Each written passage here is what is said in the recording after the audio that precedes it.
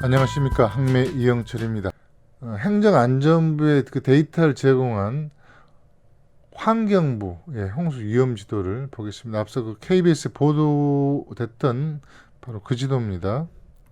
행자부 지도와 환경부 지도는 장단점이 있습니다. 그 행자부 지도는 그때 축소하거나 또는 측정기 면적 뭐 이런 것 할 때는 굉장히 유용한 측면이 있어요. 그런데 앞서 말씀드렸듯이 위성 지도가 행정 구분이 안 되는 단점이 있고요. 환경부 지도는 국가하천과 지방하천을 지금 구분하고 있습니다. 그 다음 지도 유형이 좀 더 다양하고요. 상당히 좋은 점은 투명도 조절이 가능합니다. 행자부 지도는 투명도 조절이 되지 않다 보니까 위성 지도에서 자기 집을 파악하는 게 때로는 어려운 경우도 있어요. 그런 점에서는 환경부 지도가 장점이 있고요. 그러니까 서로 두 가지 동시에 띄워놓고 보면 좋을 것 같아요.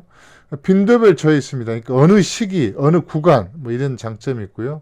행정구역 식별 기능이 있습니다. 군 단위라든가 또는 기초 단위라든가 이렇게 구분하는 게 가능하다는 거죠. 그러면 직접 보시겠습니다. 환경부 홍수 위험지도 초기 화면인데요. 이 상태에서 보기가 어렵습니다. 이걸 좀 확대해서 창 자체가 좁지 않습니까? 그래서 기본적으로 크게 보기를 일단 눌러야 됩니다. 그러면 별도의 창이 뜨는데요. 이걸 확대해서 보고, 자, 여기서 먼저 보는 방법을 보겠습니다.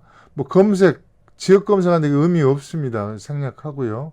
왜냐하면 확대 축소를 하면 되기 때문에요. 그 다음에 앞서 소개했듯이 투명도 조절이 됩니다.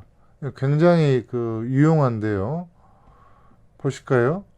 전체적인 흐름은 여기가 비가 오면 이렇게 되는구나.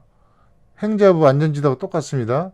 그런데 내가 사는 지역이 여기다 그러면 우리 집을 파악하기 어려워요. 구체적으로. 대략밖에 모른다는 거죠. 이럴 때는 투명도를 이렇게 조절할 수가 있어요. 우리 집은 위치가 여기다. 여기고 좀 더 구체적으로 확인할 수가 있죠. 그리고 투명도를 이렇게 다시 왔다 갔다 하면서 우리 집은 몇 등급에 해당되는구나. 여기 지금 나와 있지 않습니까? 0.5mm야 0.5, 5단계로 지금 돼 있습니다. 그런데 이 지역은 가깝지만 차이가 많이 나죠. 이런 것을 투명도를 조절하면서 보면 굉장히 유용하게 활용할 수가 있습니다. 그 다음 지도 종류가 있는데요. 뭐 눌러보시면 직관적으로 알 수 있습니다. 이것은 행정구역이 구분되지 않죠. 위성지도. 앞서 행자부 지도 비슷합니다. 그냥 위에 두 개만 활용하시면 될 것 같아요. 이건 위성지도이지만 행정구역을 파악할 수가 있죠. 왼쪽 부분은 이 정도 좀 보시면 될 것 같고요.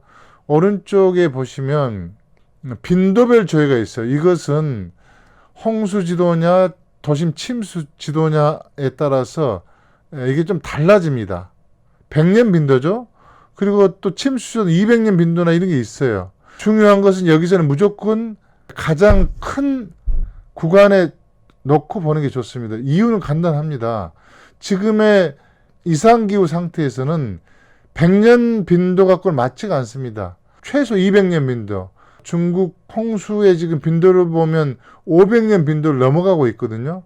때문에 우리는 지금 200년 빈도까지가 제공되고 있기 때문에 200년 빈도를 일단 놓고 보는 게 좋다. 이렇게 좀 이해하시면 될 것 같고요.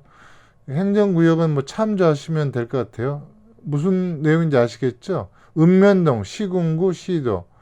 이것은 뭐 일반인들이 활용할 내용은 아닌 것 같고 연구 목적으로 하는 분들은 이게 좀 유용하게 쓰일 수 있을 것 같습니다. 읍면동 하면 가장 기초적인 내용까지 파악이 가능하겠죠. 서울보다는 오히려 지방에서는 읍면동이 넓기 때문에 활용 가능성이 높지 않을까 싶습니다. 자, 이 정도 보시고 이것은 그냥 닫아버리면 되겠습니다. 그리고 보는 방법은 행자부의 안전지도하고 동일합니다. 그래서 이건 이렇게 넘어가겠고요. 예, 지금까지 하천 범람 지도를 봤습니다. 환경부의 하천 범람 지도를 봤는데요.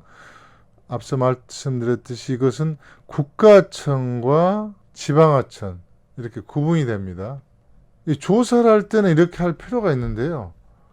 시민들에게 제공하는 목적인데 이렇게 하는 저는 불합리하다고 봅니다. 정부에서 제공하는 안전지도는요. 나중에 다시 말씀드리겠습니다만은 이게 파편화돼서는 안 되거든요.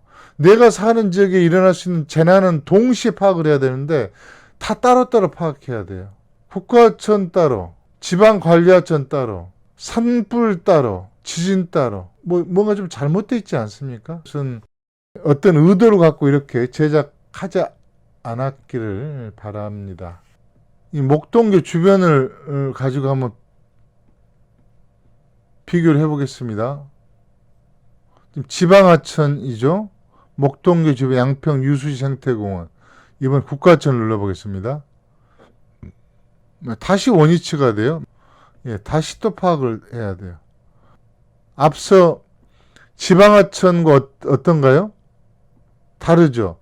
지방하천 부분은 이 부분이 없었잖아요. 예, 이 부분은 위험지역이 포함되지 않았습니다. 근데 국가하천은 또 포함이 돼요. 이렇게 들쑥날쑥입니다. 그래서 이것을 왔다 갔다 하기가 어렵습니다. 예, 반면에 그 행자부 지도는 다시 클릭을 해도 종류를 바꿔도 이렇게 해당 위치에서 바뀌지가 않습니다. 훨씬 더 편리하죠. 일반적으로 활용하실 때는 환경부 지도보다는 그 행자부 지도를 활용하시기를 권해 드립니다. 다음은 앞서 말씀드린 투명도 조절이나 이제 이런 기능 때문에 이것을 보조적으로 활용하시면 어떨까 싶습니다. 다음 해안 침수 예상들 보겠습니다. 기후위기가 가속화되면서 해수면의 상승이